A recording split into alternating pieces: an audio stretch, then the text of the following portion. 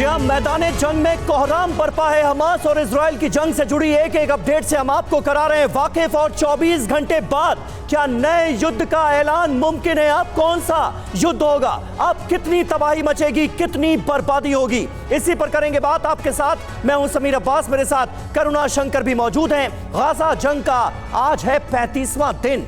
Gaza हर दिन महाविनाश की तरफ बढ़ रहा है, बमबारी हो रही है, बारूद बरस रहा है। गाजा में अब तक जो कुछ भी हुआ वो सिर्फ ट्रेलर था, क्योंकि 24 घंटे बाद महायुद्ध का ऐलान होने वाला है। सिर्फ 24 घंटे बाद गाजा जंग मिडिल ईस्ट में फैल सकती है और इसकी 5 वजहें अब हम आपको बताने जा रहे हैं। वो वजहें क्या हैं? देखिए, वेस्ट बैंक के बेथलेहम में भीषण जंग शुरू हो गई है। हमास और आईडीएफ के बीच जमीनी लड़ाई का सिलसिला यहां जारी है। हमास लड़ाके इजरायली सेना पर कर रहे हैं हमला।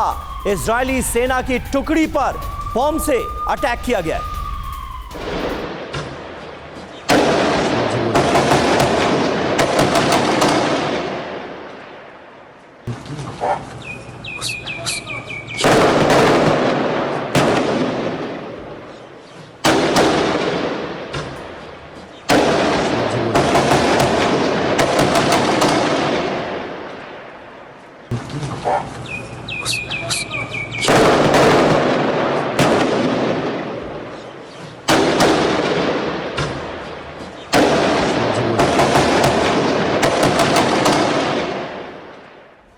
और देखिए, एक और बड़ी खबर है। हेब्रोन में इजराइल का बड़ा हमला। आईडीएफ ने धमाके के साथ घर को उड़ा दिया। हमले के वक्त घर में 2 कैदी मौजूद थे। वेस्ट बैंक में इजरायली फौज की ये बड़ी कार्रवाई। वेस्ट बैंक में लगातार इजरायली फोर्सेस का जो ऑपरेशन चल रहा है, उसकी ये तस्वीर हम आपको दिखा रहे हैं।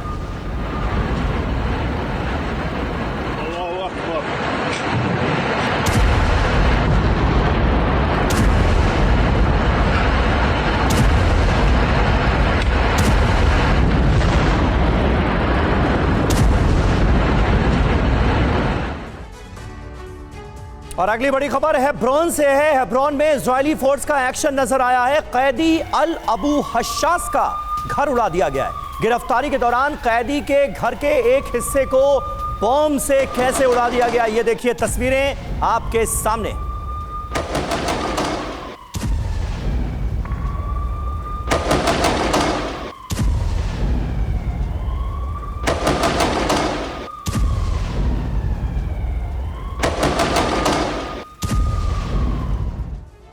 और एक और बड़ी खबर, गाजा जंग पर मुस्लिम वर्ल्ड कैसे एकजुट होता हुआ साफ नजर आ रहा है और करीब आ रहा है मुस्लिम वर्ल्ड। इब्राहिम रईसी और एर्दोआन की मुलाकात हुई है गाजा जंग पर। दोनों ने चर्चा की है। इजराइल को हमला रोकने की वार्निंग भी दे दी गई है। इब्राहिम रईसी और एर्दोआन जब मिले हैं, गाजा की घेराबंदी भी बंद करने के लिए कहा गया। मुलाकात की तस्वीर इस वक्त हम आपको दिखाते हो। ईरान और तुर्की का जो साझा ऐलान है वो इजराइल के खिलाफ है, और कैसे ईरान और तुर्की साथ आए इजराइल के खिलाफ, ये आप देखिए।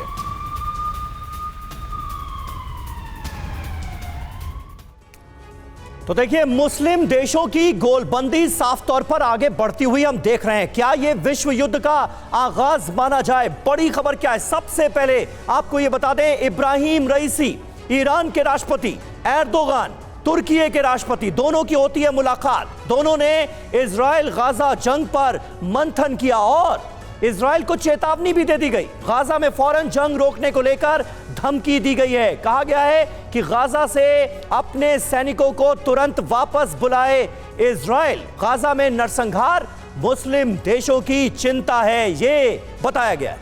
अब इसके मायने क्या है, यह आप समझिए। पश्चिम के खिलाफ मोर्चा खोलने की कोशिश इसके जरिए की गई है। इजराइल और अमेरिका से सीधी टक्कर की भी आशंका है। जब दोनों की मुलाकात हुई तो पश्चिम वर्सेस मुस्लिम देश से महायुद्ध का खतरा भी बड़ा होता नजर आ रहा है। जरूरी बात क्या है, ये बता रहे हैं। जी हाँ, जरूरी बात यह है कि गाजा जंग, अरब ने इसी पर ओआईसी की बैठक बुलाई है। तमाम मुस्लिम देश इस बैठक का हिस्सा है। ओआईसी का जो 57 मुल्क हिस्सा है। 12 नवंबर को 57 मुस्लिम देश गाजा में चल रही जंग को लेकर मंथन करने जा रहे हैं। इसमें क्या होता है, ओआईसी की मीटिंग से क्या निकलकर सामने आता है, इस पर भी रखनी होगी नजर। अब सवाल यह है कि क्या गाजा युद्ध मुस्लिम बनाम यहूदी हो जाएगा? यह बड़ा और गंभीर सवाल है। 12 नवंबर को सऊदी अरब की राजधानी रियाद में इस्लामिक देशों यानी कि ओआईसी की असामान्य और इमरजेंसी बैठक होने वाली है और इसमें 57 मुस्लिम देश शामिल होंगे, जबकि कल यानी 11 नवंबर को अरब लीग की भी इमरजेंसी बैठक है और इसमें 22 अरब देश हिस्सा लेंगे। जी हाँ, दोनों बैठकों का एजेंडा इजराइल और हमास की जंग ही है। तो दो महत्वपूर्ण बैठकें, अरब लीग की बैठक जिसमें 22 देश शामिल हैं, ओआईसी की मीटिंग जिसमें 57 देश शामिल हैं। तो ये अपने आप में बहुत इंपॉर्टेंट है, इसे समझते हैं। सिंह साहब, क्या आपको नजर आता है, और अगर ये जंग मुस्लिम वर्सेस यहूदी में तब्दील हुई तो इसका अंजाम क्या होगा? 57 इस्लामिक मुल्क अगर एक साथ एक प्लेटफॉर्म पर आकर इजराइल के खिलाफ हमला बोल देते हैं, हल्ला बोल देते हैं, तो इसका अंजाम क्या हो सकता है? आपने बड़ा अच्छा प्रश्न पूछा है समीर। मैं इसमें दो बातें करना चाहूँगा। पहली बात तो ये जो मुस्लिम देश हैं जी, ये सबसे बड़े हिपोक्रेट हैं। आज से पहले देखिए, पिछले कई दशकों से ये एक नैरेटिव चलाया जा रहा है कि टेररिज्म का कोई धर्म नहीं होता, टेररिस्ट का कोई धर्म नहीं होता। अगर टेररिस्ट का कोई धर्म नहीं है तो आज आप जब हमास ने टेरर अटैक किया तो उसमें मुस्लिम धर्म कहाँ से आ गया? आप कैसे, किस बात पे आप इकट्ठा हो गए? आपका क्या बेसिस है इकट्ठे होने का? इसका मतलब आप ये मानते हैं कि मुस्लिम धर्म टेररिज्म फैला रहा है? क्या ये कहना चाहते हैं आप?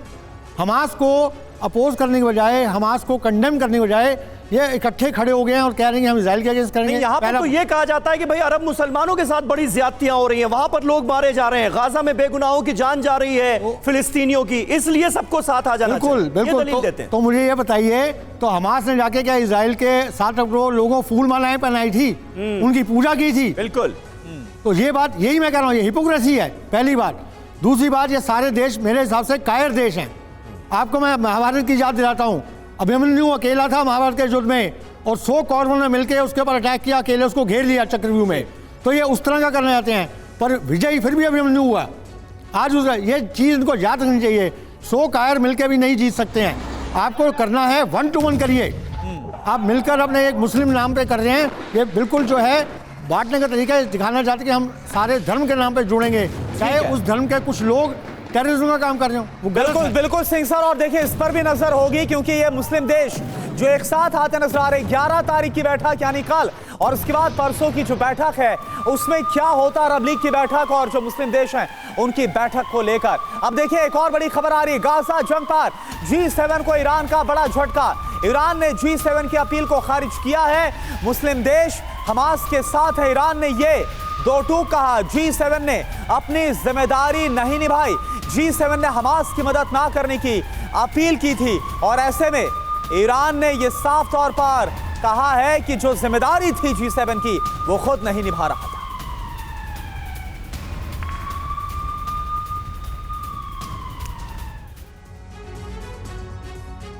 तो देखिए ये पूरा मामला तूल पकड़ता हुआ नजर आ रहा है। गाजा जंग पर G7 देश वर्सेस ईरान कैसे आमने सामने हैं, ये जरा हम आपको समझाते हैं। ये अपने आप में बहुत महत्वपूर्ण डेवलपमेंट है क्योंकि ईरान का रुख देखिए, हम सब जानते हैं वो पूरी तरह से हमास के साथ है। G7 ये कह रहा है ईरान से कि हमास की मदद बंद करें, लेकिन ईरान इसके लिए तैयार है ही नहीं। ईरान कहता है आम लोगों पर हमले रोकने की कोशिश हो, यानी गाजा में जो लोग मारे जा रहे हैं वो सिलसिला रोके इजराइल। इसके अलावा G7 क्या बोल रहा है, जंग में ईरान अब और आगे ना बढ़े, लेकिन ईरान बोल रहा है इजराइल ने अंतर्राष्ट्रीय कानून को तोड़ा है। यह ईरान की तरफ से साफ तौर पर कहा गया। बिल्कुल, हिजबुल्ला और हूती विद्रोहियों की मदद बंद करे ईरान, ये G7 की तरफ से अपील की गई थी, लेकिन इसका कोई फायदा हुआ नहीं। G7 ने अपनी जिम्मेदारी पूरी नहीं की, उल्टे ये बताता हुआ ईरान G7 देशों को नजर आ रहा है। अब देखिए G7 यानी आप एक बार समझ भी लीजिए, G7 यानी शक्तिशाली देश, जो बड़ी इकॉनमी है दुनिया की, वो सब एक साथ है। अमेरिका, ब्रिटेन, तमाम जो देश हैं, जापान, ये सब एक साथ हैं। और आगे अब क्या होगा ये बताते, ताकतवर देशों से ईरान का तनाव अब और बढ़ेगा क्योंकि ये कहा गया था कि जो हमास की मदद की जा रही ईरान की तरफ से सपोर्ट किया जा रहा बंद कर, लेकिन ईरान ने ठुकरा दिया। जी हां, अमेरिका और ईरान के बीच पहले से ही टेंशन है। दोनों एक दूसरे के जानी दुश्मन है और जिस तरह से गाजा में ये युद्ध चल रहा है उससे ये टेंशन और बढ़ती हुई नजर आ रही है। ये तनाव चरम पर पहुंचता हुआ नजर आ रहा है। तनाव बढ़ा तो मिडिल ईस्ट में एक और मोर्चा खुल जाएगा। मिडिल ईस्ट अगर इस तरह से सुलगने लगा प्रोफेसर सतीश, तो फिर क्या हो सकता है? फिर तो वर्ल्ड वॉर 3 का जिसका हम जिक्र करते हैं कि थर्ड वर्ल्ड वॉर तो नहीं शुरू हो जाएगी, फिर तो उसके आसार नजर आते हैं। देखिए समीर भाई, एक तो थर्ड वर्ल्ड वॉर की कोई गुंजाइश नहीं है। ओआईसी अपने आप में एक समय में महत्वपूर्ण ऑर्गेनाइजेशन हुआ करता था शीत युद्ध के काल में, जो 52 देश अब दिखाई दे रहे हैं। लेकिन पिछले 30 वर्षों में ओआईसी ने अपना रेलेवेंस खो दिया है। उनके देशों के बीच में इंटरनल कॉन्ट्राडिक्शन इतने ज़्यादा हैं कि वो कभी भी एक साथ एक मंच पर खड़े होकर नहीं बोल सकते और न ही उस चीज़ को अंजाम दे सकते हैं। दूसरा, मिडिल ईस्ट का जो डायनेमिक्स था पॉलिटिक्स का, वो भी बहुत ख़त्म हो गया, क्योंकि तेल का जो उत्पादन जिसके बूते पर वो अपनी राजनीति को अंजाम देता था, समीकरण को बनाता था, वो चीज़ें भी अब कमज़ोर पड़ गई हैं। अमेरिका और रूस, बाकी तमाम अन्य यूरोपीय देशों में पेट्रोलियम और गैस का उत्पादन होने लगा है, तो उसका महत्व भी घट गया है। नहीं सर, और ये इब्राहिम रईसी जो कह रहे हैं कि तमाम मुस्लिम देश हमास के साथ हैं, फिलिस्तीनियों के साथ खड़ा होना, उनकी बात करना एक बात है और हमास के साथ खड़ा हो जाना ये एक बात है ना। बिल्कुल, वो इमोशनल टैग है इस्लाम के नाम पर, वो जरूर खड़े हैं और खड़े रहेंगे भी, लेकिन एक साथ लड़ने की जो मुनासिब जो एक जज्बा है, वो जज्बा दिखाई नहीं देगा। जब मौका आएगा तो उसमें आप देखिएगा कि फिजल आउट हो जाएंगे। कई ऐसे मिडिल ईस्ट के देश हैं जो अमेरिकी नक्शे कदम पर चलते हैं, वो उनके साथ नहीं देंगे, या तो चुप हो जाएंगे वो, या न्यूट्रल हो जाएंगे। तो ऐसी परिस्थिति में हमें नहीं लगता है कि मंच पर बोली गई बातें उस अंजाम तक पहुंचेंगी और अमेरिका या इजराइल के विरुद्ध में। और अपने आप में ये बहुत बड़ी आयरनी है सर कि फिलिस्तीन के राष्ट्रपति हमास के साथ खड़े नजर नहीं आ रहे हैं, लेकिन उसके नाम पर और मुस्लिम देशों को एकजुट करने की कोशिश की जा रही है और उसके नाम पर गोलबंदी की जा रही है मुस्लिम मुस्लिम करके। करुणा बिल्कुल। और देखिए समीर, एक और बड़ी खबर आ रही है, इसका रुख कर ईरान के विदेश मंत्री अमीर अब्दुल्लाहियन की बहुत बड़ी धमकी सामने आई है। पूरे मिडिल ईस्ट तक फैलेगी गाजा की जंग। कतर के विदेश मंत्री से चर्चा के दौरान यह कहा, गाजा पर हो रहे हमले युद्ध को तेजी के साथ बढ़ाएंगे।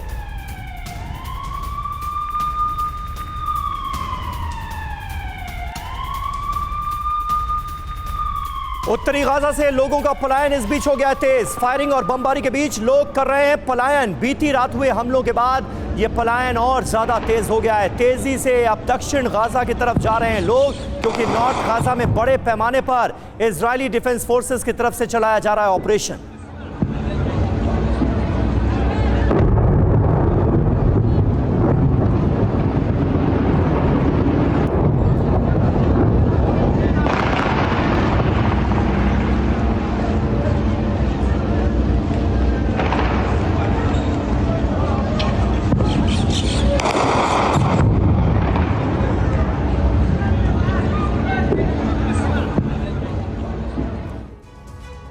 और एक और बड़ी खबर, यमन से इजराइल पर एक बार फिर से बड़ा हमला बोला गया है।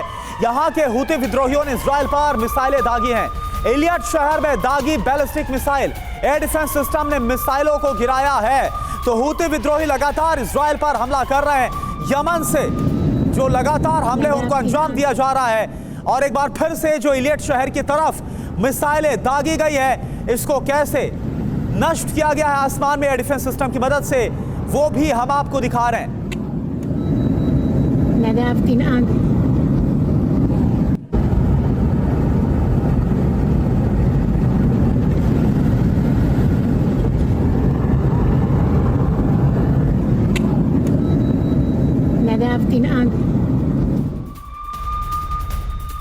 और देखिए, मिसाइल हमले के बाद हूतियों की अमेरिका को चुनौती। मिसाइल हमले को रोकने में अमेरिका नाकाम रहा है, यह बताया गया है। लाल सागर में तैनात अमेरिका कुछ कर नहीं पाया। नेटो भी इजराइल की रक्षा नहीं कर पाएगा।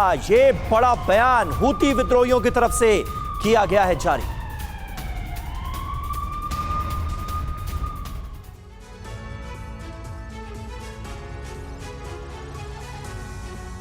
तो America versus Yemen, middle east में विध्वंस लगातार हम देख रहे हैं। अब हूती विद्रोहियों की अगर बात की जाए तो आप जरा इसको समझिए क्योंकि किस तरह से हूती विद्रोही लगातार इजराइल पर एक के बाद एक हमले बोल रहे हैं। इसकी पूरी डिटेल ग्राफिक्स के जरिए आपके सामने रखते हैं। इजराइल पर हमला किया गया हूती विद्रोहियों की तरफ से और इसके साथ ही अमेरिका और नेटो को चेतावनी भी दी गई। अमेरिकी युद्धपोत मिसाइल रोकने में नाकाम है, यह तक कहा गया। कल ही अमेरिकी ड्रोन मार गिराया था हूती विद्रोहियों ने।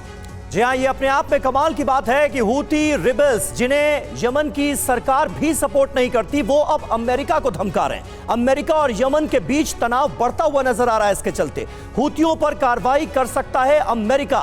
हूती विद्रोहियों पर एक्शन से ईरान का भड़कना तय है, क्योंकि ईरान का भी सपोर्ट हासिल है इन्हें। अमेरिका और ईरान के बीच जंग की आशंका और बढ़ जाएगी अगर इस रीजन में तनाव बढ़ता है, तो ये अपने आप में बहुत महत्वपूर्ण है। और इसीलिए ये कहा जा रहा है कि अगर ये सिलसिला जारी रहा तो आगे महाविनाश के आसार नजर आते हैं। संजय स्वाई साहब, किस तरह से आप देखेंगे ये हूती रिबल्स की भूमिका को? एक तरफ लेबनान में हिजबुल्लाह को सपोर्ट, दूसरी तरफ गाजा में हमास को सपोर्ट और तीसरी तरफ यमन में हूती विद्रोहियों को सपोर्ट। पीछे कौन खड़ा है? ईरान।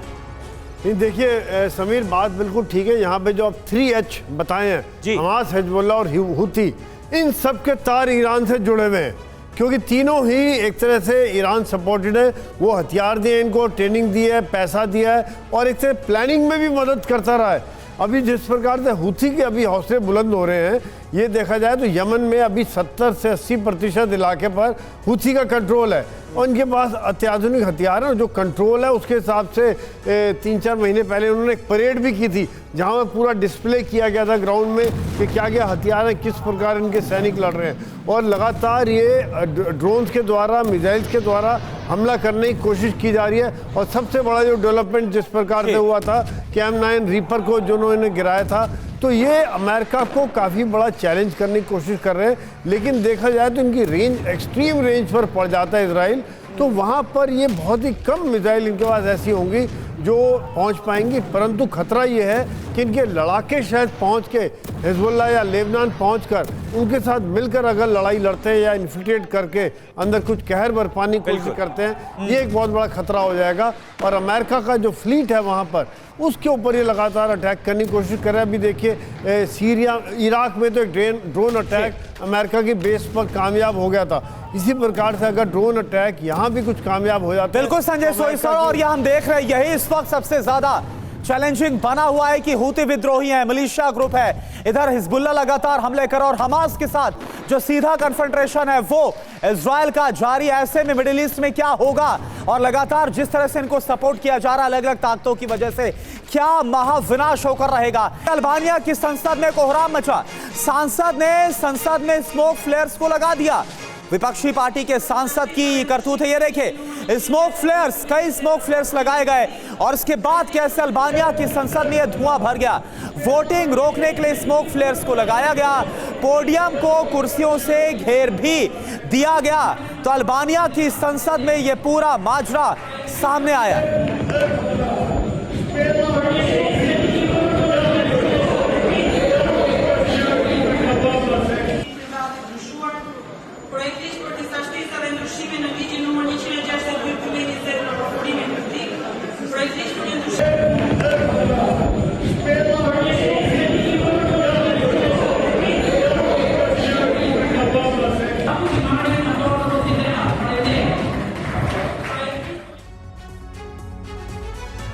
जी हाँ, करप्शन का मुद्दा देखिए कितना बड़ा बन गया। एक बिल को पास कराने की कोशिश की जा रही थी, वोटिंग का वक्त था और ऐसे में ये स्मोकिंग फ्लेयर्स लगाकर संसद को ही धुआं धुआं कर दिया गया।